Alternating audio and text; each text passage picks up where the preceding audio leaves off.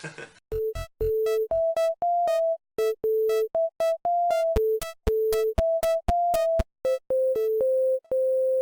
guys, and welcome back to my channel, and for the next 2 weeks I'm going to be doing my top 10 albums of 2015, and I know I'm a little bit late with this video because it's already 2016, but I do feel like there was a lot of brilliant music that was released last year that we just need to talk about. So in this part I'm going to be talking about 10 through 6, so let's just jump straight into it. And at number 10 we have Little Mix with Get Weird, and this album came out quite late in 2015, so I haven't really had a chance to listen to it properly. I've listened to it all the way through, and I mainly just want to mention it because of the amazing singles that came from it. I mean, Black Magic was one of the singles of the year and the summer, and it's absolutely brilliant, amazing lead single for an album. And then the second single, Love Me Like You, is just as good, and I absolutely love both of them, so it's just brilliant and has to be mentioned. But I do like other songs from the album as well, such as Weird People and Secret Love Song Part 2 and I Love You as well. Them last two are very sort of slow love song type things, and it's nice to listen to them sing like that, and I really do just enjoy listening to them. So moving swiftly on to number 9, we have Nicki Minaj with The Pink Print. And I know this album actually came out in December 2014, so it technically wasn't last year, but I kind of need to mention it because I did listen to it a lot throughout last year, and there was some singles released last year, so she's still promoting the album. And so obviously we must start with Anaconda, because that was a song from summer 2014, and it was like, what the hell is this train wreck? Like, nobody, it was just a joke kind of a song, and after listening to it a while I kind of do start to like it, and I do like it. I wouldn't say I love it, it's not amazing, but I do actually like to listen to it. It is sort of just a bit of fun and completely random, and the video is just crazy and stuff, but yeah. The other single, Pills and Potions, was also quite good. It was something different from Nicki. It was a slow type song with a bit of rap, and it was nice to listen to, and I did enjoy listening to that. But for me, what makes the album is The Night Is Still Young, Bed of Lies and Trinity Dem Girls, and these three songs for me were originally album songs and I absolutely love them, but then The Night Is Still Young was released as a single, and of course it had to be because it is literally the best song off the album, the beat and everything, and I just love this song, and it's just so free and brilliant. And I actually have a reaction video to the music video on my channel, and I absolutely just love the song. It is a standout song from the album, so yeah, that absolutely makes the album much higher in my estimations.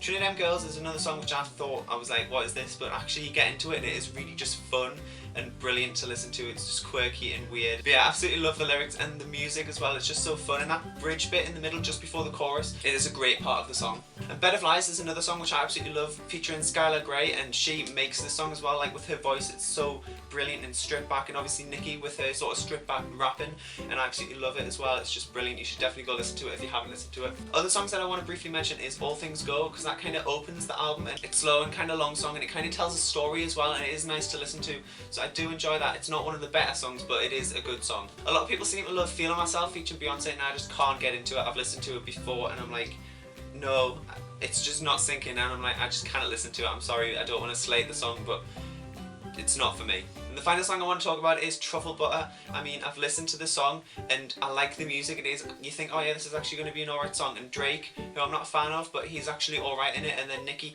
but then the train wreck that is Lil Wayne comes in at the end with these random ass weird pointless lyrics. Where did he get them? That is not even, the song is just ruined at the end because of that. I mean, it's not even worth listening to because you know that's coming at the end. I mean, the song was actually alright until he came into it, and you just think, nah, you just completely like made that a catastrophe of a song right there at the end.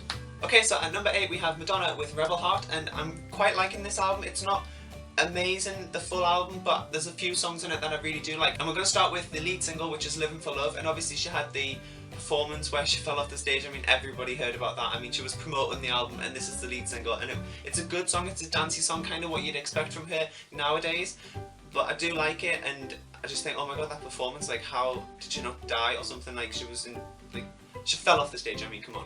So as far as lead singles goes from an album, it is pretty good, and that performance, I mean, just, like, it got everyone talking, I suppose, so that's a good thing. The next single was Ghost Town, and I quite like this song as well. It's a nice stripped back Madonna song, and I do like a good stripped back Madonna song, especially like ones from the olden days, and it's good vocals and everything, absolutely, so yeah, definitely a good song. So in terms of the album tracks, the ones that stuck out to me when I was listening to it was Devil Pray. I love this song. It's so like old style Madonna, like not what you'd expect. It's kind of like a country type song, and I do really like it in the lyrics, and I'm not really religious, but like it's just great to hear. I really do like it. Definitely one of the standout tracks of the album. Similarly, another slow type song is Joan of Arc, and it just sounds so good. I mean, it's just like Madonna is sort of kind of doing so many different types within this album. I mean, there's the upbeat songs, the crazy songs, the slow songs, and I really do enjoy the slow songs. But yeah, I do like the message of the song as well, and from what I got from it is that she's basically like, she's not like this amazing superhero, she's not the queen of everything, that she can do and solve all these problems for everyone. The final song I want to talk about is Illuminati, and obviously that is kind of all over the internet. Everyone's going on about Illuminati, Justin Bieber, Lady Gaga, Madonna, whatever. None of them are part of this. I don't know what it's about, whatever. But yeah, I do love the lyrics. It's kind of like cool and quirky, and she mentioned so many different artists and Obama and different things like that. And yeah, it's a cool song, and it kind of could also be seen as controversial in a sense as well. So for number 7 we have Fleur East with Love Sacks and Flashbacks, and she is the X Factor runner-up from 2014, and boy does she just burst onto the scene with her lead single Sax, which is just the massive song of the year as well. She first performed it on the X Factor live shows last year, and it was the first time I heard it, and she came on and just absolutely smashed it. It was incredible. I mean, her voice and vocals and dance moves and everything was just brilliant about that performance. And then of course she performed it again on the final with Little Mix, doing a mashup with Sax and Black Magic, which was just incredible, and you must go watch that right now. But yeah, in terms of lead singles, that is just an incredible way to promote the album and burst back onto the scene after a year away after the X Factor. In terms of the whole album, it does have this old sort of R&B style to it, which I do like, and it is definitely her niche. And listening to the songs, there are quite a few similarities within the songs, but there are definitely some standout tracks for me. The first is Breakfast, and for this, it's got such a great beat to it. It's an amazing dance song, and the lyrics are kind of cool and fun, but as a dance song, it is just absolutely brilliant, and it's one of my favourites off the album, absolutely.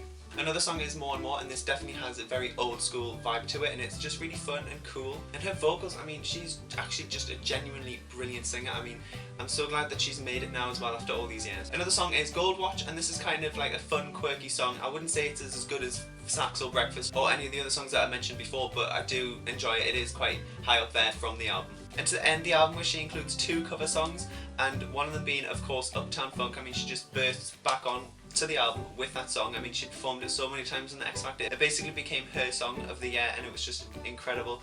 And listening to the album version is actually really good, and it's definitely a shorter version of the song, but I do enjoy listening to it, and she's such a great singer. She kind of like makes it her own as well. And then to end the album, she does Girl on Fire by Alicia Keys, and this is incredible. I mean, her vocals in the song is the full song, and it's just brilliant, and she's just such a great singer. Yeah, definitely. So overall, this album definitely deserves the number 7 spot of my favourite albums of 2015, definitely. Okay, so for number 6, I know I'm cheating a little bit again because this album is actually released in 2014 again, but it just has to be mentioned, and it's so high up there for me, and this is Taylor Swift with 1989. Now, this album has had so many singles, and to be honest, like listening to it back when I got it a year ago, I listened and I thought, wow, this is so incredible, and I'm so glad she released a lot of the songs that I loved as singles. But we're going to start with Shake It Off, and that was obviously another massive song of summer 2014, and it's still kind of big. I mean, everyone knows it, and it's great, and it's still played on the radio, so yeah, it is definitely still out there. But for me, Blank Space is actually just a little bit better, and so I'm glad she released that. It is a great song, absolutely brilliant video. I love the sort of relationship and the breakup and everything, so that is great. But then one of my favourite songs off the album was Style, and I'm so glad she released this, and it is such a brilliant song. I love the sort of cool vibe that it's got, the instruments, everything, and the lyrics as well. We never go out of style, no. And for the next single we had Bad Blood, and this is one of the songs off the album that I didn't really like. I mean, I'd listened to it and thought, yeah, it was alright, but not kind of up there with the other songs, which I absolutely love. And then when she released it as a single, she featured Kendrick Lamar on it, and that kind of made it even worse for me because it just wasn't Taylor Swift. And the video is cool, fair enough, it is kind of like a massive promotion for the album, it has all these stars featured in it. But for me it wasn't an amazing song, but listening to it, obviously as you hear it on the radio, it kind of gets in your head, and I do actually like the version on the album now. But yeah, I still wouldn't say it's like really high up there. The next single was Wildest Dreams, and it was another one of them songs that I liked from the album but didn't love, and it is sort of a stripped back Taylor Swift song, but not as good as some of the other slow songs that she's done, but I do enjoy it. It is still a good song, but it's still not another song that I would have chosen for a single off the album. And then the most recent single, Out of the Woods, has just been released, and this is actually one of the songs that I do like off the album a lot, and I absolutely just love the repetitive lyrics, and it gets in your head, and it's just brilliant. And then looking at the video as well, it just looks really cool, and I don't really understand the story of it, but it is such a great song, and I'm glad she released it as a single. It was one of the ones high up there for me on the album. And moving on to the album tracks, there are still some songs that I would have preferred to have been released as singles more than the other songs, but we'll get into that in a second. But first I want to talk about Welcome to New York, which was the opening track of the album. This song is alright, it's not amazing, but it is good as a sort of opening track. I like it, but I don't love it. So in terms of an album track, it is good. But one of my favourite tracks off the album is All You Had to Do Is Stay, and I don't know why she didn't release this song, but it is one of my absolute favourites off the album. I love the sort of love story of it. The production, the music, just the lyrics, everything about the song is such a great Taylor Swift song, and I don't know why it hasn't been released as a single yet, but I really hope it still does. But if you think about it, she's definitely going for the Katy Perry Teenage Dream record, because she's already released 6 singles from this album. I mean, it's such a long, big, brilliant album which deserves the recognition of all these singles. But I mean, do you reckon she's going to stop with Out of the Woods, or there might be like a final single? You never know. The final song I want to talk about is definitely one of my favourites off the album, probably top 3, definitely top 5, and this is New Romantics. And I'm so surprised still that it's not been released as a single, because it is actually just a great pop song. And I love the lyrics in the chorus, because as you can tell, like, she is slated a lot in the media and stuff like that, and it does just say, like, you know what, you can throw all this stuff at me and I'll just be fine, I'll build a castle with it and all that stuff.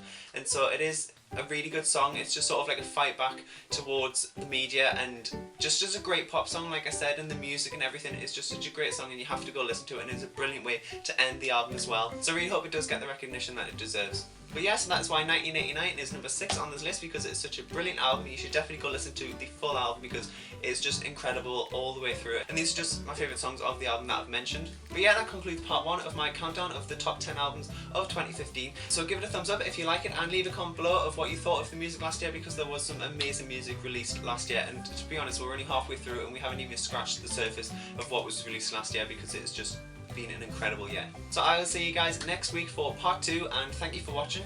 Bye guys.